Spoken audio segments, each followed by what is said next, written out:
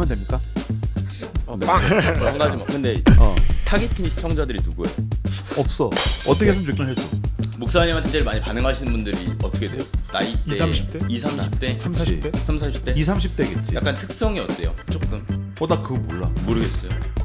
뭔가 더 전통적인 분들이 있고 조금 도덕적인 분들이 있고 이게 40대 분들은 기독교 지성 도덕적 이거에 가깝고 근데 목사님 좋아하는 분들은 꼭 그러진 않을 것 같아요. 그냥 힙하고 일단 수염 있고 이런 거 안 좋아하거든요. 그런 분들. 그럼 너를 좋아하는 나이대는 어느? 저는 확실히 20대 쪽이고 남자애들이 되게 많아요. 이게 네. 지적인 거니까. 그러니까요. 그래서 제가 감성적인 부분이 없어가지고 그게 아쉬워요.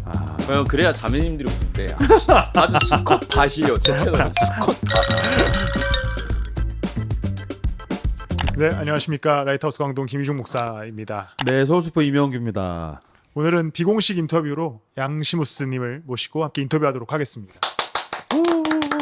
자기소개 한번 해주십시오. 네, 안녕하세요. 저는 그 양시무스라는 이름으로 활동하고 있는 양정규 목사이고요. 대학교 돌아다니면서 그리고 또 이제 그 외에 교회에서 만나기 어렵고 뭔가 좀 거부감이 드는 사람들을 열심히 만나러 다니고 있는 누구와도 대화할 수 있는 용감한 기독교를 지향하고 있는 양정규 목사입니다. 와, 근데 잘한다. 대형 나는 유튜버. 여기 사실 뭐 카메라만 있어서 말하는 게 되게 어색한데, 이렇게 버튼 눌렀더니 주룩 나오듯이 굉장히 잘하네. 그 이제 단연간의 네. 네, 학습 반복. 예. 네. 어쨌든 2만 명 지금 구독자 몇 명입니까? 19,700 좀 넘었으니까 조금 있으면 2만 명 되지 않을까 싶긴 합니다. 어쨌든 우리가 이제 시작을 하지만 어쨌든 버스를 타기 위해서 거대 유튜버를 너무 모셨습니다. 네. 혹시 양시무스의 의미에 대해서 한번 얘기해 주실 수 있습니까? 그러니까 이게 큰 의미로 만든 게 아니라 저희는 토론을 좋아해요.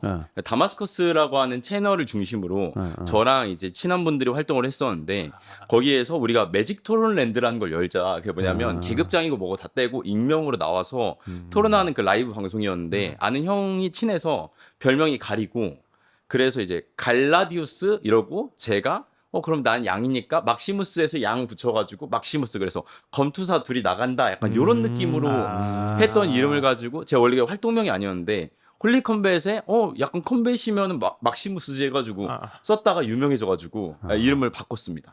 네. 그러니까 성이 양씨에다가 이제 막시무스로 해서 어쨌든 그렇게 싸우는 캐릭터다. 네.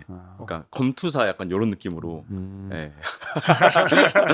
전혀 경건하지 않고. 너무 좋은데요? 너무 목사 같지 않아가지고. 그리고 이거를 이제 채널을 만들고 변증을 하러 다니게 되신 계기가 있으시다면? 일단은 제가 이제 이 기독교 변증판에 그래도 나름 비공식적으로 한 7년 정도 있었거든요. 2020년대부터 있었으니까. 근데 그때 제가 막 이렇게 지적인 대화들을 하고 싶어가지고 사람들을 찾았고 중요한 건 뭐냐면 이게 반복돼요. 떡밥이 돌고 돌아가지고 너무 지루한 거예요. 뭔가 내가 테이블 위에서 이런 얘기를 하면 다마스커스가 있고 차성진 목사님이 있는데 다른 사람들이 내 채널을 왜 봐야 되지라는 생각이 들어서 뭔가 좀 더 색다른 게 필요하겠다. 근데 그러면서 제가 온라인에서 봤던 게 그 클리프 넥틀이라고 하는 이제 할아버지 목사님이 계세요. 근데 그분이 30년인가 40년인가 대학교 돌아다니면서 사역을 했었고 그리고 이제 브라이스 크로폴드라고 하는 미국의 유튜버가 있는데 이 사람은 길거리를 돌아다니면서 사람들에게 전도를 하고 기도를 해주고 그래서 두 가지를 약간 섞어가지고 제가 가서 사람들을 만나서 마지막에 기도해주는 컨텐츠를 지금 하고 있죠. 그러니까 다마스커스라고 이제 이야기할 수 있는 기독교 유튜버 중에서 어쨌든 기독교 교리를 변증하는 그 그룹들이 이제 생겨났는데 그 중에서 난 되게 차별화됐다고 생각하는 게 길거리에서 무신론자랑 대화하는 컨셉은 처음 등장하는 거야. 그렇지 않아? 그러니까 백수만 할 수 있는. 그러니까 이게 왜 못하냐면 저희 멤버들은 사실 시키면 다 해요. 그치. 근데 직업이 없어야 평일에 가가지고 사람들을 만날 수 있잖아요. 아니 직업이 없다고 얘기했지만 사실 그 굉장한 용기가 필요하지 않겠어? 왜냐면 나도 목사지만 사실 길에서 내가 처음 보는 사람이랑 무신론자랑 얘기를 한다는 건 왜냐면 노방전도 같은 건데 그렇죠. 나도 용기가 안 되는데 실제로 그거 할 거야라고 얘기를 했었을 때만 해도 설마 할까 근데 진짜 하는 거 보고 깜짝 놀랐거든. 대단하다고 생각해. 그 부끄럽지 않아요? 처음에 일단은 이 생각을 했어요. 제가 길거리에서 뭔가를 해야겠다. 그리고 2달 동안 못했어요. 그러니까 부끄러워서 2달 동안 어떻게 했냐면 일단 나갔어요.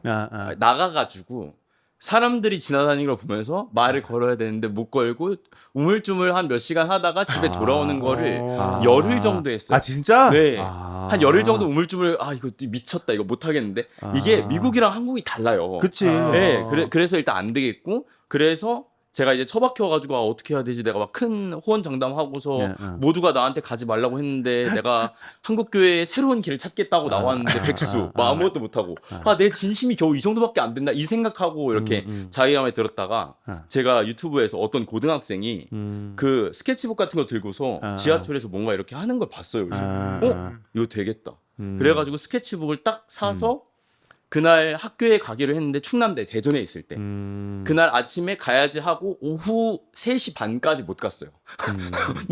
너무 떨려서. 너무 가기 싫어서 그냥 가기 싫은 거예요. 그치. 그리고 교회에서 노방전도 한다고 불러면 너무 누가 가고 싫지. 싶겠어. 그리고 갔어요. 가서 4시에 도착해서 30분 동안 차 안에서 기도를 했는데 하나님 되게 해주세요는 이런 기도는 안 돼요. 저는 됩니다. 저는 합니다. 하나님 저 오늘 하겠습니다. 저는 할 것입니다. 30분 동안. 그리고 나가서 딱 들었는데 감사하게 10분 안에 한 분이 저를 알아봐줬어요. 알아봐줘서 기독교인이. 그 옆에 있는 무신론자가 있어가지고 기독교인 답해주다가 이제 제가 영업 이런 거 할 수 있으니까 쓱 해가지고 그치. 그 무신론자 한 영상이 처음에 빵 터졌어요. 그거 덕분에. 그러니까 한국이 미국이랑은 정서가 다른 게 미국은 모르는 사람들끼리도 대화를 하는 문화잖아요. 그쵸. 한국은 교회 사람들끼리도 웬만하면 대화를 잘 안 하려고 하잖아.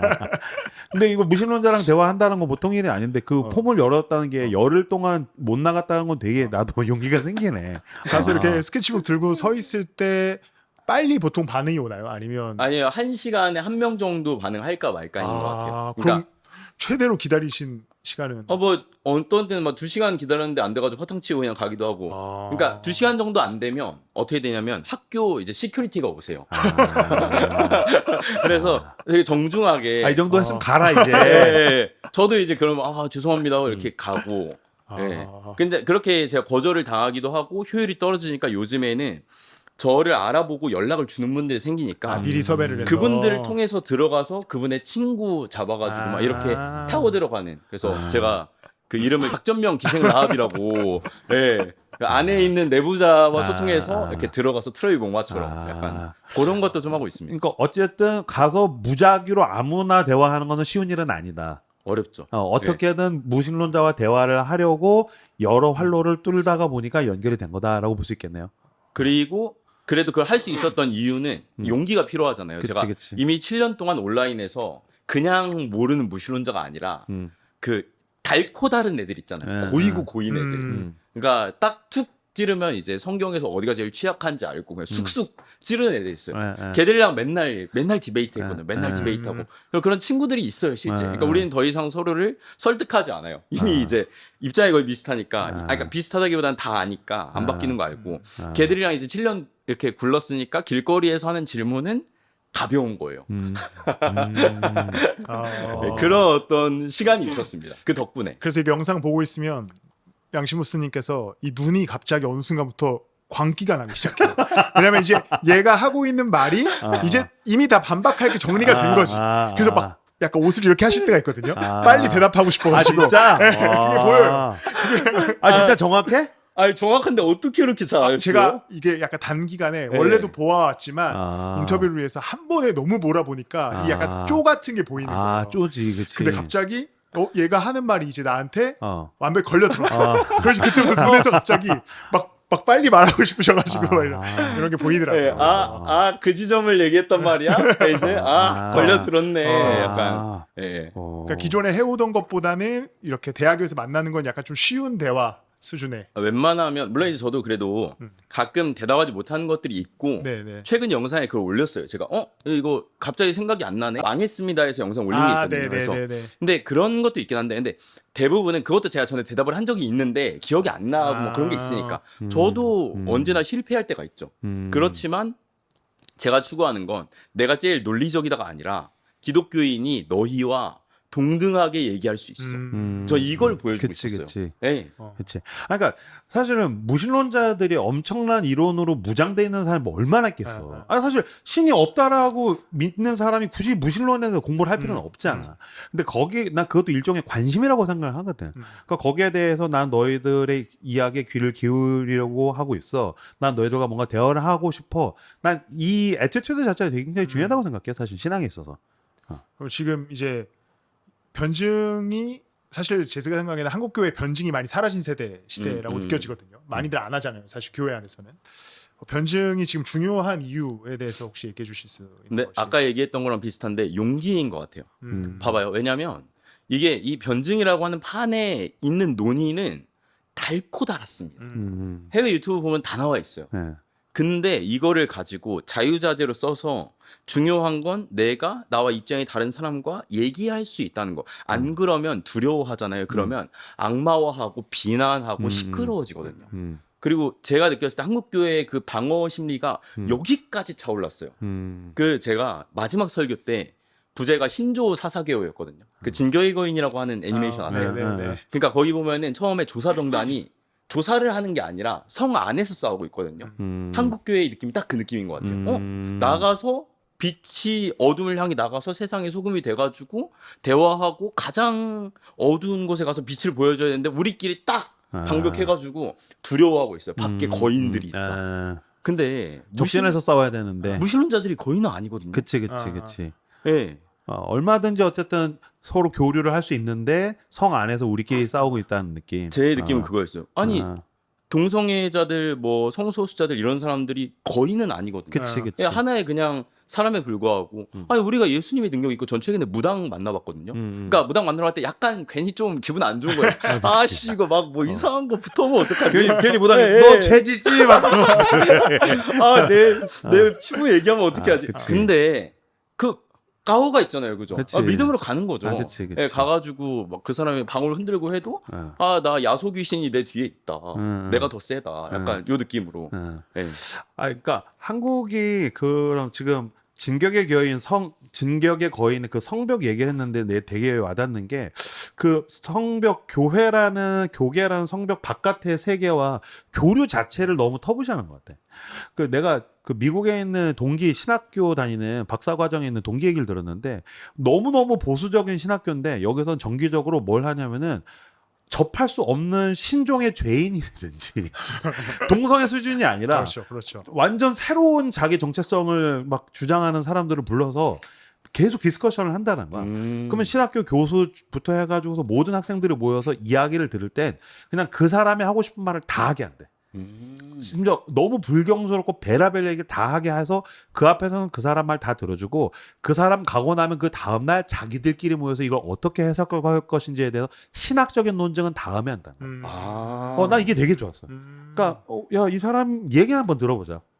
그럼 그 사람에 대한 존중이잖아. 그 사람 얘기 듣고 그 다음에 이제 우리가 이 사람을 신학적으로 어떻게 해석할 것인가 해서 그 다음에 얘기한다는데 이건 교회에서도 해볼 만하다. 불러다 놓고. 근데 당장 만약에 우리도 불교에 대해서 한번 배워보자. 그래서 이제 스님 교회 들어오면 큰일 나는 거야. 근데 그거 있어요. 큰일 나는 게 저는 되게 어렵거든요. 그러니까 그치. 제가 성소수자랑 인터뷰했던 거 올리기 전에 구독자 깎여 나갈 수도 있다. 제가 너무 두려웠는데 근데 다행히 반응이 좋았는데 너무 좋았던 게 제가 그분들을 직접 만나서 얘기를 해보니까 또 달라요. 그치. 이게 무신론자를 내가 상상하는 거랑 만나서 얘기해보잖아요. 걔들도 또 나름의 논리가 있어요. 이거 무신론자 절대 반박 못하겠지? 다 반박해요, 그거는. 근데 또 의외의 지점에서 걸려요, 또. 이거가 해결이 안 돼?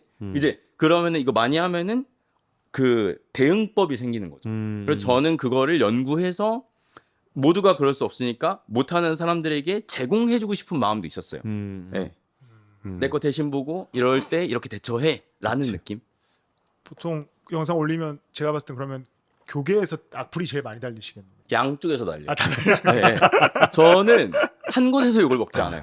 네, 양쪽에서. 그러면 어디에서 달리는 악플이 가장 치명적이십니까? 그러게 무신론자의 악플이 아파요. 교회 다니는 사람의 악플이 아파요. 근데 저는 무신론자의 악플이 아픈 것 같아요. 왜냐하면 교회 다니는 분들은 그냥 그래도 믿는 분들이니까 내용 이렇게 기독교인이면 신경 안 써서 그냥 하트를 누르고 보내버려요. 하트. 근데 아 진짜? 근데 교회 다니신 분들이 저 장로인데 이 사람 목사 아니네 막 그래. 너 천국 못 가겠다 이랬어. 저 그런 거는 이미 너무 많이 들어가지고 진짜? 신경도 안 쓰고. 근데 제일 뼈 아픈 뭐 그런 것들은 막 이렇게 학교랑 뭐 협조 받았어요. 뭐 이런 것들. 안 받았는데.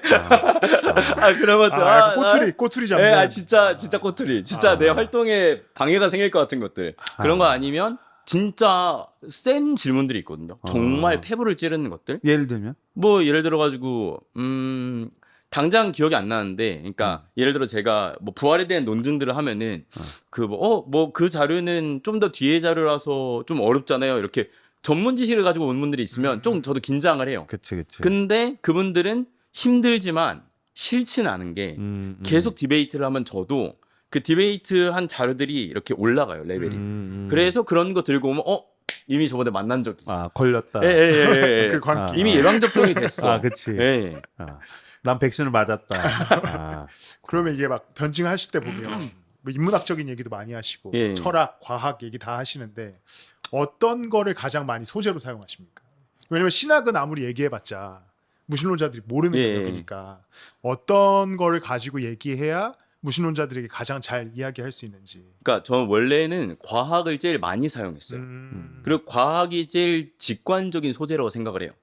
왜냐면 우리는 철학적으로 얘기하면 포스트 모던 시대를 살아간다고 얘기를 하지만 사실상 사람들은 모든 가치가 상대적이라고 생각하지 않고 과학은 진리라고 생각을 하거든요.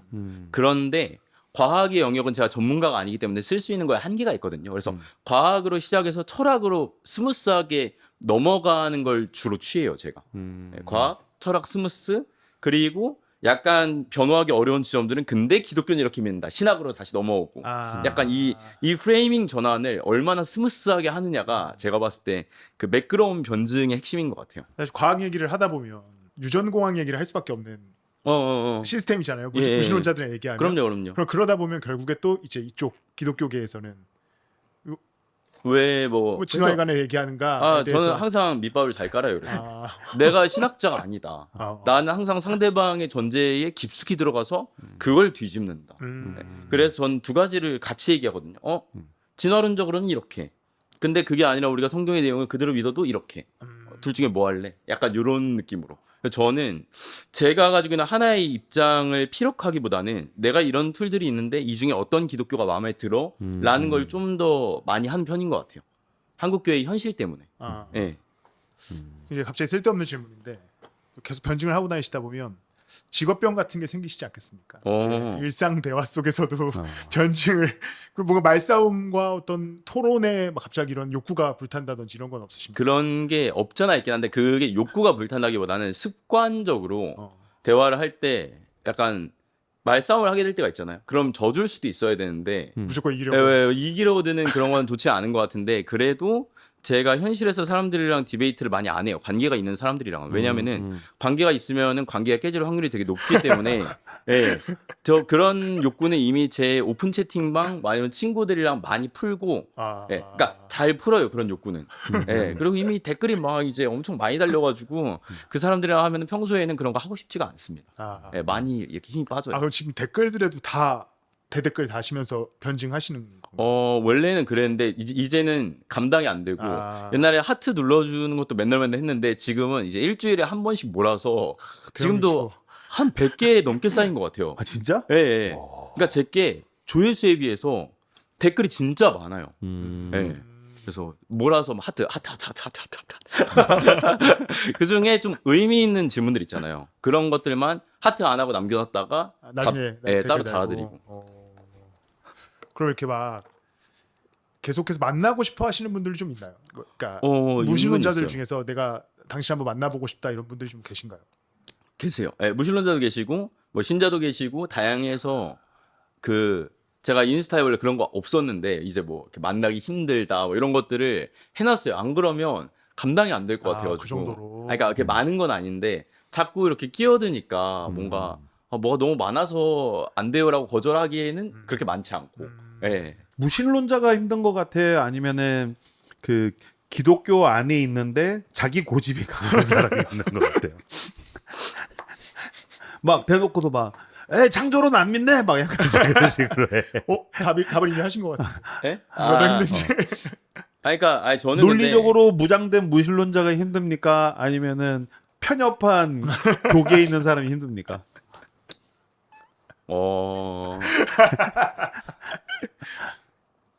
일단 인간적으로 보았을 때는 사실 대화가 안 통하는 교계 분들이 조금 더 힘들게 느껴질 수 있겠다고 생각을 해요. 사람 대 사람으로서. 왜냐하면은 그 대화가 통하는 날카로운 무신론자들은 사람 대 사람으로서는 꽤나 매력적이에요. 그래서 그런 측면이 있지만 그래도 제가 하는 활동에 있어서는 정말 강하고 어려운 질문을 가지고 있는 무신론자들은 언제나 어렵죠. 언제나 어려운데 아직까지는 그렇게까지 제대로 만나본 적이 많지가 않아요. 별로 없는 것 같아서 분명히 계실 거예요. 아주 이 논의를 날카롭게 알고 있는 분들이 계시긴 하겠지만 우리나라가 미국만큼 기독교에 대한 관심이 많지 않기 때문에 이 분야를 제대로 연구하는 사람이 많지가 않아요. 제가 느꼈을 때. 그래서 좋은 호적수도 없고 기독교인들 안에서도 이런 거에 대한 어떤 무르익은 어떤 그런 감각도 없고 제가 느꼈을 때 그런 게 좀 아쉽긴 하죠. 변증으로 무신론자가 회심할 수 있습니까? 그건 안 돼요. 그럼 변증이 가지게 되는 어떤 효과 이런 건 뭐가 있을까요? 무신론자들이 기독교의 생각이 생각보다 매력적일 수 있겠다고 하는 어떤 여유를 줄 수 있어요. 이게 되게 중요하거든요. 그러니까 물론 저는 어떠한 논리가 없이 특별한 체험이나 감정이나 인간관계 때문에 예수님을 믿는 일들이 일어난다고 생각을 하고 그게 되게 중요하다고 생각을 하거든요. 근데 정말 내가 지적으로 확고한 확신이 있으면 그런 것들이 들어오기가 되게 힘들어요. 근데 그 경계를 방어벽을 낮춰줄 수 있다. 그럼 변증하신 분들 중에서 나중에 들은 소문 중에 뭐 교회 갔다더라, 뭐 믿음이 생겼다는 거 말고 교회 한번 가봤다더라 이런 분들이 계십니까? 그거는 없어요. 근데 점점 더 깊숙이 들어가고 있는 느낌이에요. 그러니까 처음에는 그냥 그래 기독교 좀 똑똑하네 해서 기독교가 좀 진지하게 고려해볼 만한 이야기인 것 같은 대로 점점 더 제가 깊숙이 들어가는 법을 알게 된 것 같아요. 그러니까 제가 결국 이 활동을 하는 거는 유튜브를 위한 것도 있고 개척을 위한 것도 있긴 하지만 저 또한 비신자들을 신자가 될 수 있도록 인도하는 어떤 능숙한 방법을 연구하고 싶었는데 감사하게 제가 하면서 계속 문제를 풀다 보니까 점점 정답에 가까워지고 있는 느낌이긴 한 것 같습니다. 근데 그렇게 변증했던 분들이 교회에 딱 갔는데 야 그런 얘기 하지 마, 사탄아 물러가라 이러실 수 있잖아요.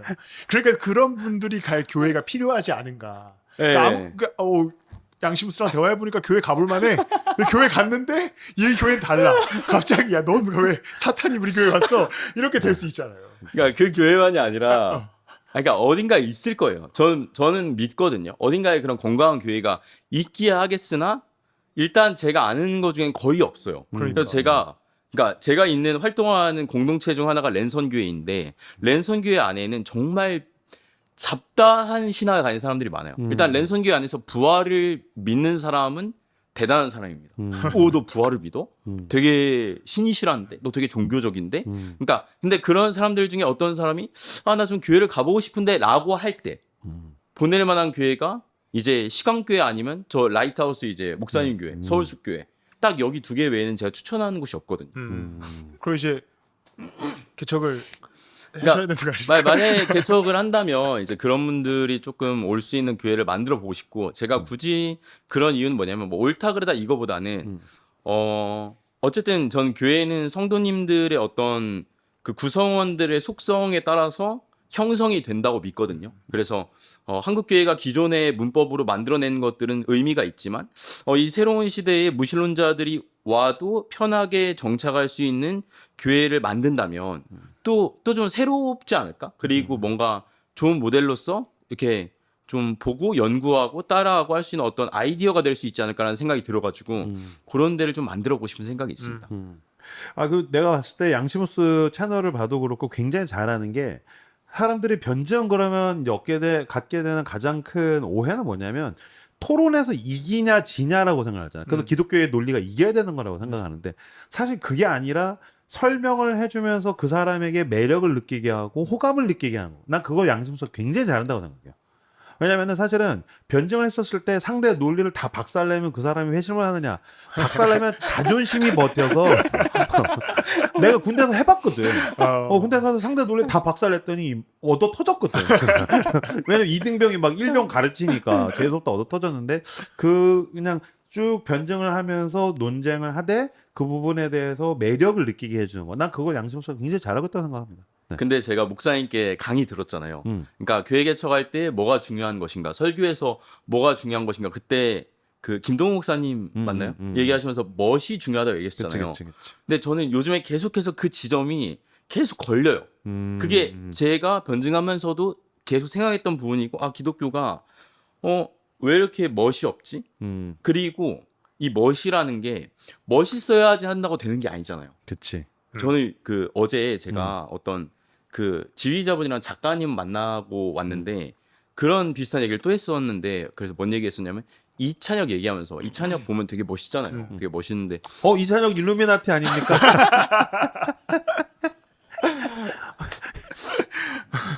그러니까 저는 기독교가 멋있다는 걸 가장 잘 보여줄 수 있는 사람 중에 하나가 이찬혁인 것 같거든요. 아, 그치.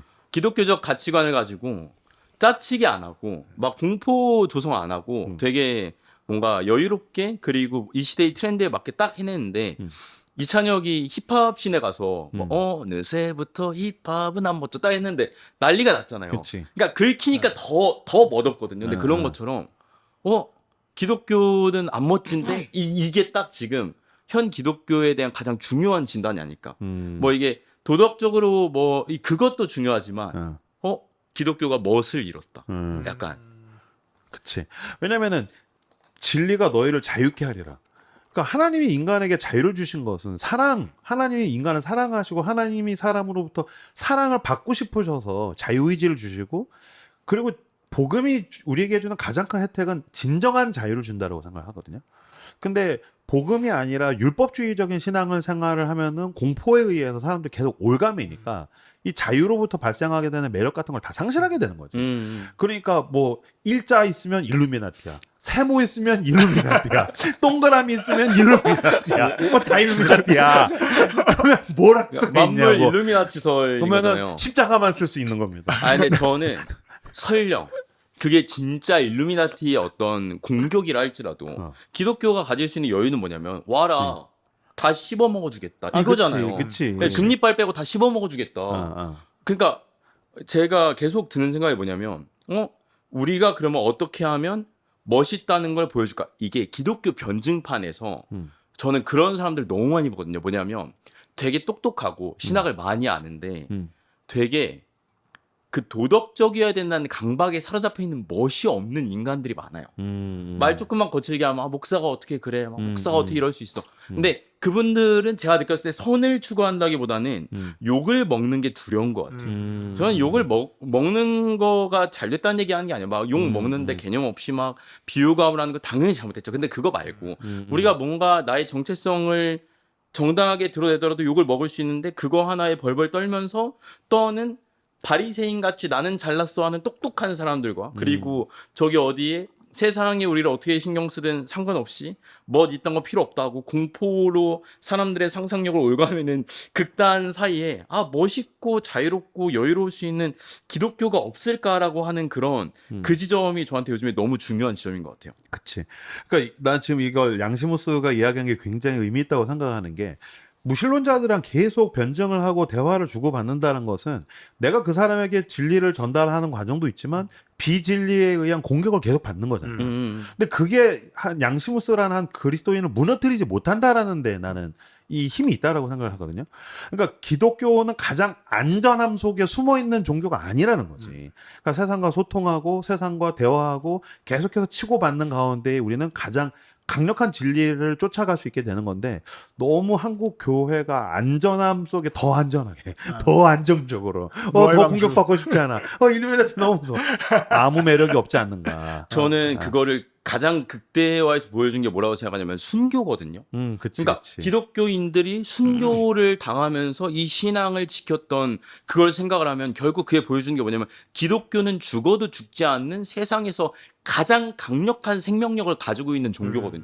근데 그런 강력한 사상이 두려움 속에 숨어가지고 근데 저는 이제 여기에 대한 힌트는 빈말이 아니라 여기라서가 아니라 제가 목사님께 듣고 정립이 됐어요. 그러니까 제 안에 있던 어떤 잘하고 감각이 있어. 아니 진짜로 농담이 아니고 쇼츠로 요긴을 따주십시오. 아니 농담이 아니고 목사님께서 얘들아 멋있어야 된다 그 얘기를 하는 순간 멋으로 싹 통합이 됐어요. 네. 또 좋은 방송이네요. 아주. 근데 그 어떤 영상에서 보니까 이 지적인 어떤 그리스도인은 매력이 없다, 사랑받지 못한다 이렇게 얘기하셨잖아요. 네. 약간 멋과는 그럼 또 좀 다른 차원일 수 있겠다. 네. 사랑받지 못한다라고 얘기하셨으니까 그 부분을 왜 사랑받지 못하는지 한번 얘기해 주실 수 일단 있는지. 지적인 내용을 좋아하는 사람들이 전체 인구 중에서 제가 느꼈을 때 20%를 넘지 않는 것처럼 느껴져요. 근데 이거는 뭐냐면 세속에는 지적인 사람들이 꽤 많거든요. 교회 안에 되게 적어요. 첫째. 그러니까 교회 안에서 사랑받지 못한다는 의미로 그런 얘기를 하신 거예요. 예. 그리고 단순히 지적인 거에 반응하는 사람들은 더 적고 조금 더 재미있고 흥미로워야 되는데 지금 제가 하고 있는 것들은 훨씬 더 재미있기보다는 좀 진지한 내용들이 많으니까 이게 좀 필요할 수 있고 매력이 없을 수 있겠다. 대중적이지 않을 수 있겠다라고 하는 어떤 저의 그냥 객관화를 하려고 하는 그런 노력 같아요. 그리고 그걸 계속 하다 보니까 아까 이제 얼핏 우리끼리 사석에서 얘기했는데 구독자의 대부분이 이제 20대 남성이래요. 그러니까 이거 계속 아무리 해봐야 연애로부터 연애와 결혼으로부터 멀어지고 있다. 남성들한테 형님 뭐 이러 막 와 저 형님 그러는데 여자들은 아무 양심무스에게 관심이 없는. 또 이제 만약 연애를 했다고 가정했을 때 토론을 걸면 어떡하지? 여자들이 만약에 버릇처럼 지금 직업병으로 막 설명하면 오빠 왜 날 가르쳐? 그렇지. 원래 사실 그 연애에는 비논리가 필요한 부분 좀 있잖아요. 저는 정말 그렇게 생각합니다. 논리를 이기는 것은 무논리. 논리 아무 쓸모가 없습니다. 제가 근래 들었던 비판 중에 가장 날카로운 송곳이 아니었나. 왜냐면 생각해봐. 만약에 연애를 해 썸 탈 때 어디 음식점을 가자. 그랬을 때 뭐 가성비를 따지고서 뭐 여기저기 중에서 여기가 별점이 많으니까 이 음식점에 가야 된다고 양심스가 막 설명할 때 여자친구가 표정이 상해. 그게 중요해? 오빠 지금 그게 중요해? 뭐 놀리고 뭐 아무 소용이 없는 건데. 네, 아무 소용이 없어요. 그럼요. 생각해보니까 이 토론 상대도 거의 그 연세대학교 그 여자분 빼고는 거의 남성분들이신 것 같아요. 예. 그죠? 그 좀 슬프네요. 그러면 이제 이렇게 변증하시다가 가장 엉뚱했던 질문 있습니까? 가장 공격적이었지만 왜냐면 여기서 가장 어려웠던 질문을 이야기하면 네. 어차피 또 어려워질 수 있으니까 어. 가장 좀 엉뚱한 질문들. 그러니까 저는 이제 명리학 하신 분이랑 대화했을 때가 가장 어려웠는데 어디부터가 근거가 없다고 제가 반박을 해야 될지 모르겠는 거예요. 다 근거가 없어 보여서. 제가 느꼈을 때 너무 생소한 세계관이라서. 근데 저는 제가 추구하는 거는 그런 얘기들을 하나하나를 또 존중하고 거기에 이입해서 얘기를 해야 되는데 안에 들어갔는데 방향을 못 찾겠는 거예요. 그래서 그 인터뷰는 굉장히 많이 잘랐습니다. 제가 헤매고 또 헤매고 또 헤매가지고. 네, 그래서 좋은 건 그러니까 뭐라 해야 되지? 제가 최근에 찍은 영상 중에 하나가 그리스의 자연 철학을 가지고 기독교를 비판한 분이 계시거든요. 네, 네. 너무 신기한 거예요. 그거 진짜 너무 재밌더라고요. 새롭고 유물론자도 아니고, 그러니까 만물의 신성이 있다고 믿는 사람이에요. 범신론자거든요. 범신론자구나. 그러니까 오늘날 많지 않은 사람인데 그치. 되게 지적이고 모든 철학 사조를 다 알고 있어요. 그래서 파르메니데스를 소환해 가지고 기독교를 비판을 하는데, 야 이거 너무 신박한 거예요, 진짜. 재밌었습니다. 막 그런 걸 만나면 이게 약간 이제는 반박을 못할 것에 대한 두려움보다 기대감이 좀 있으신 것 같아요. 근데 저는 왜냐면은, 그러니까 이겨야겠다, 내가 지면 안 된다라고 하면 공포심에 사로잡혀요. 저는 그치. 모험을 하고 있다고 생각을 하거든요. 그래서 양시무스라는 사람이 다양한 사람들을 이렇게 탐구하고 만나고 했던 기록을 남기는 거고, 이게 유산이 되어서 다른 사람들이 참고하라고 드리는 거니까 제가 뭐 이렇게 아주 박살이 난다 할지라도 뭐 별 상관없다고 생각합니다. 그치. 그러니까 사실은 우리가 가지고 있는 믿음도 그렇고 무신론자가 가지고 있는 그 일종의 신앙 체계니까 무신론도 그것도 그렇고 사실은 이게 설명을 하거나 설명이 안 된다고 무너지는 건 난 아니라고 생각하거든. 그러니까 결국 기독교 신앙은 나는 신비라고 생각해요. 결국에는 성령께서 오셔서 어느 도약 말로는 설명이 안 되는 그 도약을 해서 내가 그 세계에 진입한 거기 때문에 무신론자들이랑 대화를 하거나 이야기를 주고받는 것에 너무 공포심을 가지는 것 자체가 사실은 어리석은 거지 사실은. 혹시 또 쓸데없는 질문인데 설교를 누구라도 설교를 하는 걸 들으실 때 잘 들으십니까? 저 잘 안돼. 남의 설교를 듣는 게 어떻습니까? 저는 설교가 논리적이기를 별로 기대하지 않는 것 같아요. 왜냐하면은 제가 이미 논리적인 것들을 워낙 많이 하니까 오히려 얼마나 이 설교를 그 감각이나 어떤 전 열정적인 설교자를 좀 좋아해요. 제가 제 마음속에 아주 오래된 우상은 폴 워셔 목사님이고 저랑 정반대죠, 그죠? 별로 거기는 지적인 분은 아니거든요. 근데 그 헌신된 열정 너무 좋아하고 요즘에 제가 차에서 듣는 분은 농담이 아니고 이정규 목사님 진짜 진짜 제가 이정규 목사님 설교는 목사님이 가끔 추천하실 때 좀 보고 대부분 목사님 설교 듣거든요. 네. 네. 오늘 뭐 샤라웃 방송이군요. 그럼요. 임영규만을 위한 방송. 임영규를 위한. 가운데 임영규에 의한. 형님이 앉으셨어야 되는데. 요번에 그 감신대 가셔서도 토론 한번 하셨잖아요. 이중예정 관련돼서. 예. 다른 신학교들도 계속 가실 예정이십니까? 그러니까 이게 뭐가 좋냐면 제 개인적인 생각에 좀 신학교끼리 교류를 하면 훨씬 더 서로를 이해할 수 있고 도전이 될 수 있겠다는 생각이 들었어요. 그러니까 그리고 저는 이제 다양한 신학에 의해서 도전을 받을 필요가 별로 없다고 생각을 하거든요. 워낙 그런 사람들이 많으니까. 근데 제 후배를 데리고 가니까 막 후배랑 거기 있는 막 이렇게 선배들이랑 얘기하면서 서로 되게 재밌어하는 거예요. 그래서 이거 되게 의미가 있다는 생각이 들었어요. 가능하면은 제가 메인까지는 아니지만 서브로 좀 이렇게 다양한 신학교분들을 이렇게 같이 모여서 얘기해서 뭔가 기회를 만들면 좋겠다는 생각이 들었습니다. 결국에 이제 무신론자들이랑 변증하는 컨텐츠도 사실 재밌는데 그런 어떤 신학적인 이야기를 가지고 다양한 생각을 가진 사람들이 대화하는 것도 어쨌든 기독교인들이 보기에는 굉장히 재밌더라고요. 특히 네. 이제 목사님 워낙 그 이중예정 관련돼서 컨텐츠들을 많이 만드셨으니까 그런 거를 더 하셔도 재밌겠다라는 생각이 들어서 한번 더 해주셨으면 좋겠다라는 생각이. 그러니까 그건 저의 메인 정체성은 아니지만 저는 분명히 하고 싶어요. 왜냐하면 제가 추구하는 거는 제 목적지는 딱 하나인데 한국교회가 제 옛날 말로는 개혁되는 거고 조금 더 좋은 표현으로는 건강하게 회복되는 건데 그러려면 저 혼자 잘해가지고는 안 되잖아요, 사실은.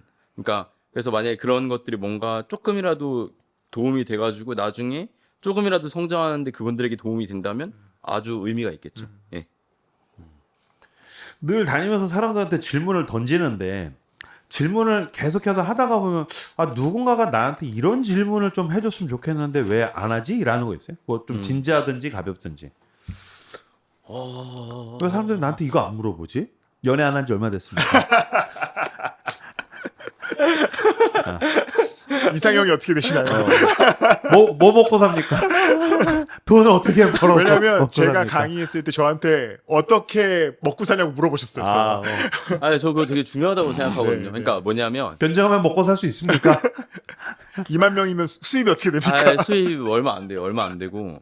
근데 뭐라 해야 되지? 그러니까 그건 책임감이라고 생각을 해요. 내가 선한 일을 하니까 뭐 여러분들이 양해해주고 저를 도와줘야 됩니다. 보다는 내가 선한 일을 하면서도 내 앞가림을 잘하고 있습니다가 저는 좀 더 멋있는 것 같아가지고. 네, 좀. 그러게 2만 명이고 보니까 조회수가 막 만 넘는 게 굉장히 많잖아. 네. 그럼 길거리에서 사람들이 알아봅니까? 대학교에 가면 알아보는 사람들이 꽤 있어요. 많진 않은데 그래도 이렇게 각 잡고 있으면 뭐 약간 있어요. 구독자예요. 뭐 이런 분들이 그래도 학교마다 한 3-4명 정도씩은 그럼 됐던 엄청 것 많은 같아요. 거지. 그렇지. 예. 그럼 준 연예인인 거야 사실은. 형님도 그러시잖아요. 저도 그렇습니다. 길거리에서 이렇게 사람을 보면 이렇게 쳐다보잖아. 모르는 사람은 그냥 눈 안 마주친다. 이렇게 보고 하면 약간 나도 뭘 알아보나? 그런 느낌이 약간 있습니다. 약간. 피곤합니다. 피곤합니다. 네. 연예인병 같은 게. 연예병이지 뭐. 그렇군요. 저는 그냥 철학 얘기를 많이 하실 때 보면 사실 무신론자들도 그렇고 뭐 유신론자들도 그렇고 니체 얘기를 많이 할 수밖에 없잖아요. 목사님도 니체 얘기를 많이 하시는 것 같고. 그래서 저는 그냥 순간 문득 든 생각이 우리 니체한테 진짜 고마워해야겠다. 저는 제가 가장 고마운 철학자가 니체입니다. 제가 안 그래도 그 딱 질문을 쓴 게 왠지 양시무스님은 니체한테 굉장히 고마워할 것 같다. 니체가 있어서 정말 감사하고 니체는 왜냐하면 그러니까 사람들이 좋아하는 철학자이면서 기독교의 멋짐을 더 잘 드러낼 수 있는 분이기도 하고 니체가 비판하는 기독교는 잘못된 기독교라서 사실 우리에게 좋은 얘기이기도 해요. 예, 그래서 니체가 되게 좋은 것 같아요. 항상 모든 거의 뭐 카이스트 학생이든 뭐 인문계 학생이든 예. 다 니체 얘기를 맞아요, 해서 맞아요. 이 니체한테 완전 감사기도 한번 해야겠다는 생각이 들었습니다. 많이 쓰시기도 그러니까 하고. 이거 자체 의미가 있다고 생각한 게 가장 강렬한 비판이 오히려 우리의 존재 증명을 도와준다는 거잖아요. 엄청 논리로 무장돼서 말이 많은 사람이 힘듭니까? 아니면 말이 아예 없는 사람이 당연히 힘듭니까? 말이 아예 없는 사람이 힘들죠. 예. 그리고 이게 상대가 이렇게 강하면 컨텐츠 각이 선명해져. 이거 되게 좋겠다. 만 명 이거 넘겠다. 이거 전에 없던 논리다. 좋다. 어. 근데 막 뻔한 얘기하면 컨텐츠는 날아갔다. 이전 무신론자와 비슷한 얘기를 하면 어쨌든 네. 조회수는 안 나오게 되고. 그럼요. 그런 것들은 컨텐츠로 쓸 수가 없고. 그럼 그냥 점점 이제 목사님도 자극적인 것을 찾게 그렇지. 되시는 거 이제 아닙니까? 뭐 홍대 가서 술 취한 사람한테 가지고 이제 뭐 무당도 한번 만났으니까 뭐 이제 그런 분들만 찾아다니 산에서 일하시는 분 한번 만나러 가시고 이제 이렇게 해야 되는 거 아닙니까? 근데 진짜 실제로 점점 그 업그레이드가 되고 있긴 해요. 제가 성소수자분 하나 만났더니 레즈비언 만날 수 있고 트랜스젠더도 이제 만나기로 했거든요. 그러니까 점점 세지고 명리학 하는 분 만났더니 무당 만나게 되고 그래서 점점 뭔가 기회가 생기는 건 너무 좋고 그러나 이제 계속 더 딥해지면 오타쿠가 되기 때문에 저는 오타쿠가 되고 싶은 게 아니라 뭔가 좀 용감한 기독교를 보여주고 싶은 거거든요. 근데 이미 약간 오타쿠. 그러니까 어떻게든 여기를 벗어나 보겠다는. 나 오타쿠가 아니야라고 하시면. 오타쿠 아닌 건 아니고. 그러니까 그 약간 뭐라 해야 되지? 그 너무 오타쿠 이름도 알 수 없는 그런 이상한 오타쿠 이런 거 말고 조금 그래도 뭐 예를 들어서 잘 모르시겠지만 막 장송의 프리랜 이런 만화가 있거든요. 딱 봐도 오타쿠 같은데 한데 그래도 가끔 쇼츠나 이런데 조금 떠서 내가 들어본 적은 있어 할 수 있을 정도의 오타쿠 부리고 싶다. 예. 나 처음 듣고는 완전 오타쿠인 것 같아. 내가 아는 데는 진격의 거인까지야. 저도. 근데 뭐 장송의 뭐? 어떤 구독자분이 인스타 DM으로 저한테 그걸 꼭 봐야 된다는 거예요. 너무 기독교적이라고. 근데 실제로 되게 기독교적인 인사이트가 많아요. 예, 그래가지고 그래도 그 장벽이 좀 있는 것 같습니다. 가야 되는. 왜냐면 어쨌든 구독자들도 거의 20대 초 남자들이라고 하니까 약간 그런 좀 냄새가 좀 나는 거 아닐까. 분명히 그거 보면서 내가 가지고 있었던 질문에 대해서 양시무스가 대답해 주는구나, 또는 내가 내 주변에서 이런 상황에서 이렇게 대답해야겠다라는 힌트와 도움을 얻는 사람이 되게 많을 거라고 생각하거든요. 그렇다면은 기독교 변증에 대해서 기독교와 기독교 교리를 설명하기 위해서 요 정도의 작가나 요 정도 책은 좀 봤으면 좋겠다. 추천하는 거 있다면. 이게 되게 어려운 게, 그러니까 제가 쓰는 변증의 지식들이 되게 뭐라 해야 되지? 생각보다는 대중적인 것보다는 조금 더 어렵거든요. 그렇지. 어렵지. 예를 들어가지고 제가 되게 많이 인용하는 스티븐 핑커의 우리 본성의 선한 천사 이런 책은 1000페이지가 넘어요. 예. 그러니까 1000페이지면은 100이 아닙니까? 근데 그런 것까지는 필요 없고 그 행복에 대한 어떤 책들이 조금 있거든요. 얇은 것들. 뭐 조지 베일런트의 행복의 비밀 이런 책도 있고 아니면 우리나라 작가분이었는데 이름이 기억이 안 나는데 아무튼 행복의 기원에 대한 책이 있었는데 그런 책들 하나만 알고 있어도 핵심은 뭐냐면 생물학적으로 인간을 보는 눈을 기르면 도움이 많이 돼요. 생물학적으로 보는 눈을 기르면 도움이 된다고? 왜냐하면 그러니까 생물학적으로 보면 인간은 굉장히 그냥 어떤 존엄한 존재가 아니라 어떤 그냥 뭐라 해야 되지? 생체 기계의 비스무리한 뭐 그런 거거든요. 오케이. 그러니까 이기적 유전자 이런 것들을 보면 제가 직접 보진 않았는데 인간을 번식을 위한 생체 기계에 불과하다는 식의 표현을 도킨스가 쓴 걸로 알고 있어요. 근데 그런 시선을 탑재하고 너네 진짜 이걸 믿어라고 질문하면 웬만한 유물론자는 굉장히 흔들려요. 그렇지. 예. 인정할 수 없다. 나는 예. 그보다 더 존엄한 존재다. 그리고 머리로는 그렇게 얘기해도 실제는 그렇게 행동하지 않아요. 그래서 뇌과학이나 마음에 대한 내용들을 많이 보시면 도움이 되는데 문제는 그럼 나의 신앙도 같이 흔들릴 수 있어요. 신앙 있는 사람은 흔들릴 수가 있다. 네. 어떤 면에서 흔들린다고 생각해요? 그러니까 왜냐하면은 이제 뇌과학적으로 보면 인간은 사실은 내 자아라고 하는 것도 하나가 아니라 여러 개의 자아들을 어떤 한 그 메인이 발언권을 주거나 해가지고 이게 드러나게 된다고 얘기할 수도 있고 우리가 자유의지를 가지고 있다고 믿는 것 또한 논쟁의 여지가 있어요. 그래서 나는 그냥 주어진 알고리즘과 환경에 복잡하게 반응하는 존재일 수도 있거든요. 근데 그런 것들을 내면화한 다음에도 여전히 하나님께서 나에게 기적적인 능력으로 자유의지를 허락하고 존엄한 존재로 만들어준다는 걸 믿어야 그 다음이 가능한 거죠. 그래서 항상 이제 얘기하실 때 뭐 이 창조 혹은 인류의 시작 얘기하실 때 제일 원인에 대해서 좀 많이 얘기하시잖아요. 예. 그래서 저는 그냥 오늘 뭐 딥한 질문을 할 수 없지만 제일 원인에 관한 이야기만 조금 듣고 싶다라는 생각이 있었습니다. 왜냐면 그 얘기가 항상 예, 가는 맞아요. 것 같아요. 결론적으로 맞아요, 제일 맞아요. 원인에 대해 뭐 빅뱅 이야기를 해도 제일 원인에 대해서 이야기하고 우리의 현재 이야기할 때도 결국에 제일 원인에 예, 대해서 예. 얘기하게 되니까 한번 짧게 제일 원인에 대해서 그러니까 제일 원인이라는 건 뭐냐면 세상에 존재하는 것들 그리고 변화하는 것들이 그냥 존재하거나 변화하는 것은 어렵다라고 하는 직관에서 시작을 하는 거거든요.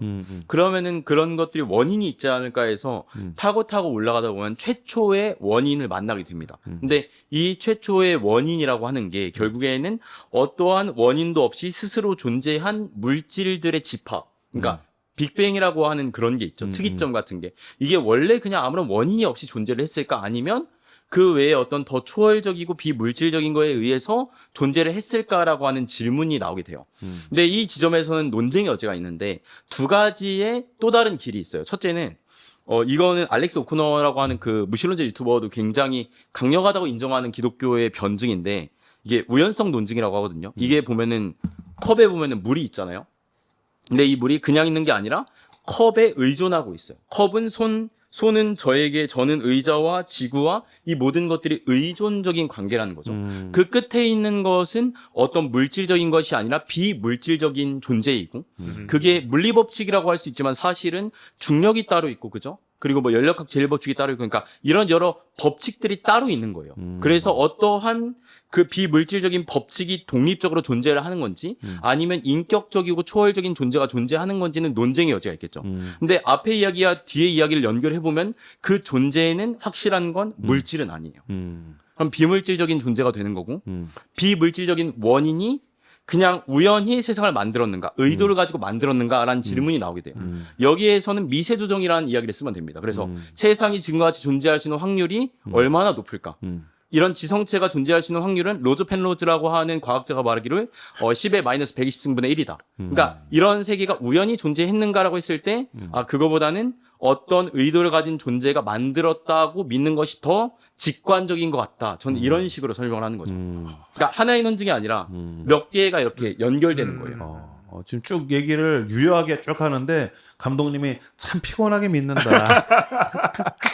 우리 촬영하는 감독님이 참 예수 피곤하게 믿네. 뭐 그냥 가서 시원하게 소리 지르고 기도하고 울면 되는 걸 가지고 뭐 미세 조정 뭐 124상 뭐 권사님 장로님들이 들으면 한숨 푹 쉬시면서 저 귀신들 같은 저거. 최근에도 이번 주에 어떤 가정을 같이 만나서 밥을 먹는데 그 큰아들이 고등학생이래. 근데 제일 즐겨보는 유튜브가 기독교 변증 유튜브래.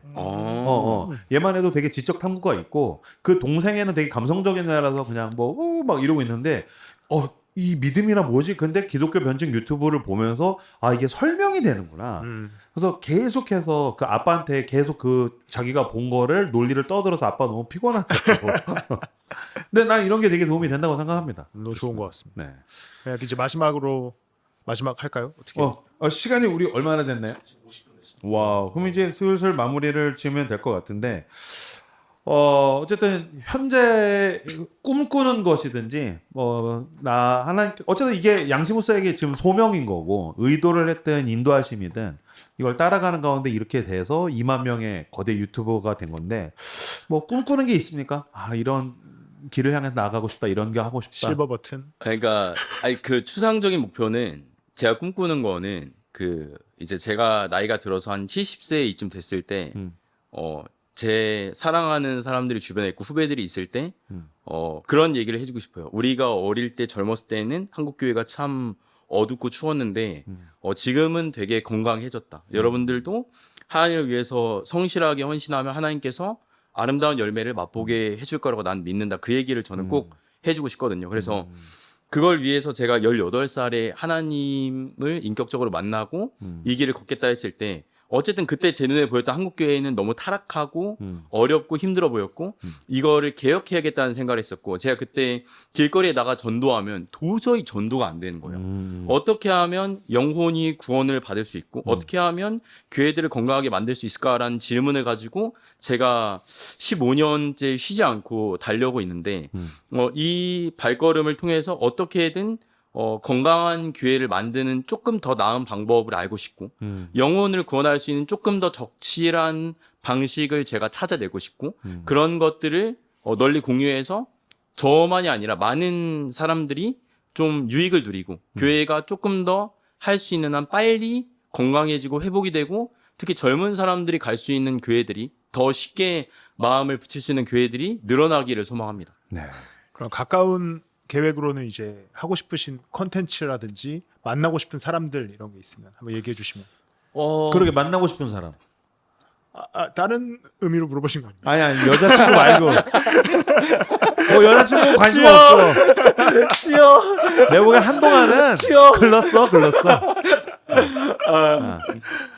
근데 제가 막 누군가를 만나보고 싶다 이런 생각은 별로 해본 적이 없는 것 같고 제가 복음을 전해서 회심을 하는 거를 눈앞에서 조금 더 많이 볼 수 있다면 그런 기회가 있으면 너무나 좋을 것 같고 그리고 저는 조금 어쨌든 이 변증이라고 하는 지적인 대화의 컨텐츠를 조금 더 넘어서 어떻게 하면 비신자들에게 기독교라고 하는 것들을 더 진실되게 설명할 수 있을까라는 생각이 있어요. 그러니까 제가 아까 얘기했던 멋이라는 것은 멋을 따라가면 어느새부터 그건 멋있지 않잖아요. 그런 것처럼 결국에 멋을 결정하는 건 진정성인데 이 진정성이라는 게 다양한 방식으로 드러나면 좋겠고 양심스 채널은 조금 더 논리적인 방식으로 그거를 해낼 수 있는 채널이 됐으면 좋겠다. 그런 생각을 하고 있습니다. 어쨌든 나는 논리만 고집할 생각은 별로 없다. 저는 그쵸. 거기에는 무조건 한계가 있다고 생각해요. 그치. 그리고 제가 할 수 있는 거에 역량도 한계가